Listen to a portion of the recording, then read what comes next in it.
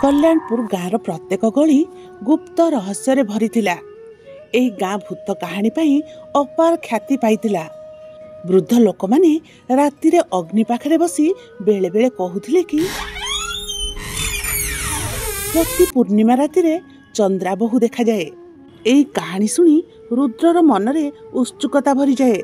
से भाबुथिले कि एही कथा सत कि मिथ्या। रुद्र चाहुथिला जे काहेकि एही भूतुणी देखा जाए ताहार सत्य जानिबाकू। से तांको सांग मानकू कहिला, आस एही रहस्य खोजी बुझिबाकू चेष्टा करिबा। किंतु तांको सांग माने भयरे तांकू एकाकी छाड़ी देले। रुद्र निज हिम्मत नहीं एका एही भूत गल्पर सत्य खोजिबा पई बाहरी गले। पूर्णिमा राति आसिला। रुद्र तांको योजना तैयारी कला। से गाँ पाखरे थिबा पालित गड़ दिगकू चलीगला, जेउठारे प्रत्येक कहानीर आरंभ हुए। चांद आकाशरे जलुथिला।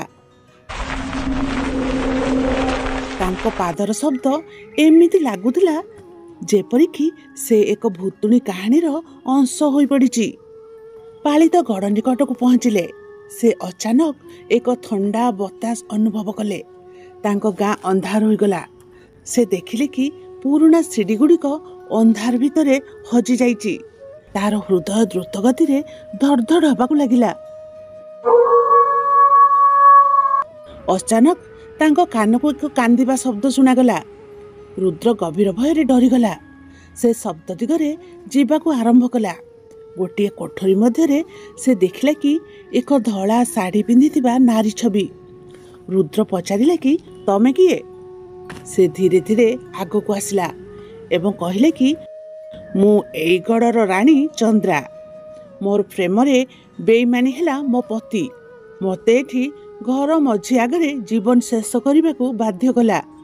सेई दिनठू मोर आत्मा एइठी घुरुची। एई शब्दरे रुद्र विस्मित होइगला। तांको आखि फाटिगला। से भूतुणी सह आमने सामने हबा पई पहुँची गला। तेबे रुद्र तांको भयकू दबाई कहिला कि मु तुम आत्मा को शांति देबाकू चाहे। मु ए सत्य समाजर सामना को आनिबी। चंद्रा बहुर आखिरे लुह आसीगला। जड़े भल मनीष प्रथम थर पई तांको पई भल भाबिले। से शांत होई धीरे धीरे गुम हेगला आलोकर एक धारा भितरे।